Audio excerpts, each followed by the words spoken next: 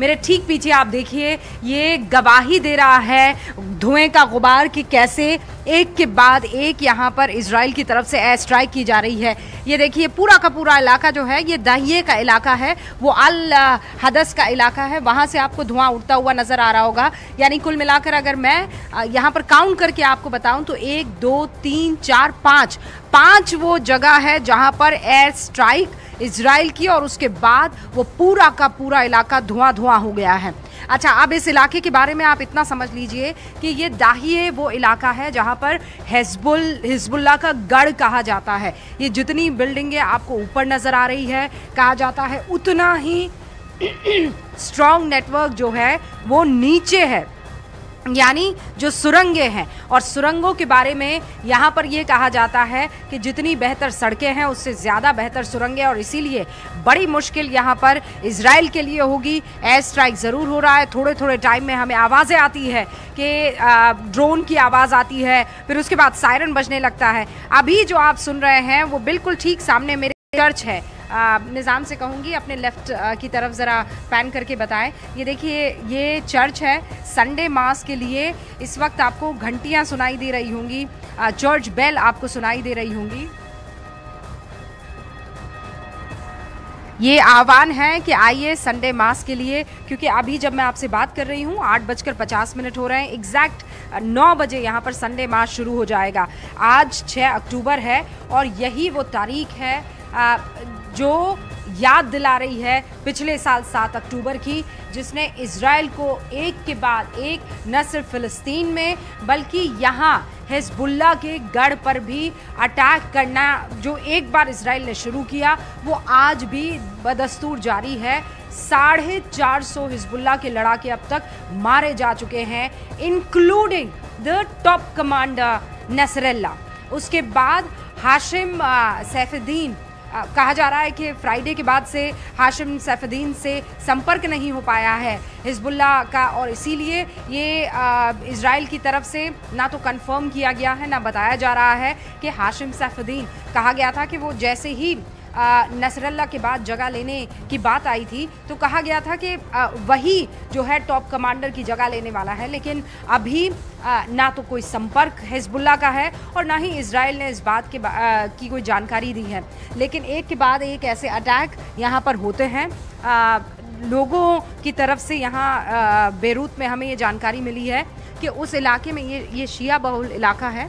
इस इलाके में होता यह है कि एक बिल्डिंग को जब टारगेट किया जाता है, और क्लस्टर बॉम्ब्स का इस्तेमाल लगातार हो रहा है, एक बिल्डिंग को जब टारगेट किया जाता है तो उसके आसपास की बिल्डिंग्स और इनफैक्ट उस बिल्डिंग के मोबाइल फ़ोन पर भी एक मैसेज आ जाता है, और उस मैसेज में ये कहा जाता है you have 25 minutes to evacuate this place, यानी आपके पास 25 मिनट है इस जगह को खाली कर दिया जाए। फ़िलहाल जो जानकारी है उसके मुताबिक ये पूरा का पूरा इलाका यहाँ बमुश्किल अब कुछ लोग रहते हैं, ये पूरी आबादी यहाँ से हट चुकी है।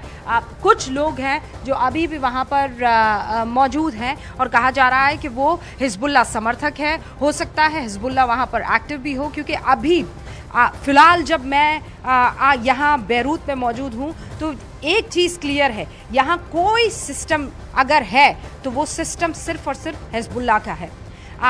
आपको मिलिट्री, आपकी आर्मी यहाँ पर आपको उतनी एक्टिव नज़र नहीं आती है जितना हिजबुल्लाह एक्टिव है। मतलब सोचिए आप इजराइल की तरफ से ये कह रहे हैं कि हम रीढ़ की हड्डी हिजबुल्लाह की तोड़ चुके, उसके बावजूद मैं बताऊंगी कि यहाँ अगर सबसे ज़्यादा पावरफुल इस सिस्टम में अभी कोई नज़र आ रहा है इतना कमज़ोर हो जाने के बाद भी, तो वो हिजबुल्लाह की आर्मी। लेकिन दूसरी तरफ नेतन्याहू रुकने वाले नहीं हैं। नेतन्याहू बार बार ये कह रहे हैं कि एक तो जो हमास की तरफ से हुआ, और दूसरा ये पूरा का पूरा इलाका, चाहे वो हाउती हो, चाहे वो यहाँ हिजबुल्लाह हो लेबनान में, या फिर वहाँ फ़िलिस्तीन में हमास हो, एक के बाद एक ताबड़तोड़ हमले किए जा रहे हैं। गाज़ा में आपने देखा कल एक के बाद एक एयर स्ट्राइक हुई है, और यहाँ मैं आपको तस्वीरें दिखा रही हूँ, वो धमकी भरा लहजा। क्योंकि देखिए 7 अक्टूबर को, 1 अक्टूबर को जब ईरान ने हमला किया था, 181 बैलिस्टिक मिसाइल्स जब दागी गई थी, तब इजराइल की तरफ से ये कहा गया था कि इसके सीवियर कॉन्सिक्वेंसेस झेलने पड़ेंगे। और अब पूरी दुनिया की नजर 7 अक्टूबर पर है।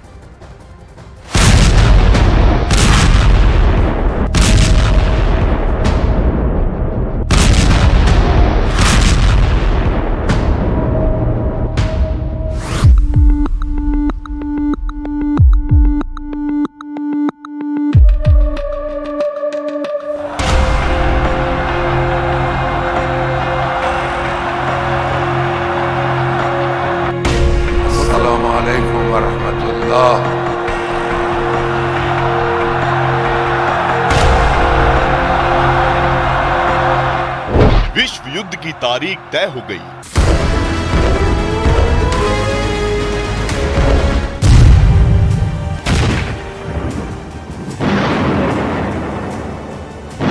विश्व युद्ध का सेंटर तय हो गया।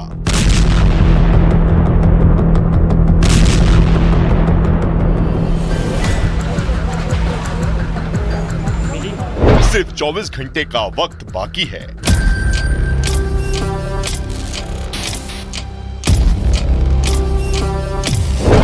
सात अक्टूबर का बदला बाकी है। यही वो तारीख है जब 1 साल पहले इजराइल पर हमास के आतंकियों ने हमला बोला था।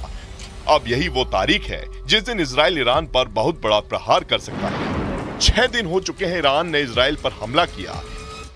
1-2 नहीं बल्कि 200 बैलिस्टिक मिसाइलों से ताबड़तोड़ हमले को अंजाम दिया है।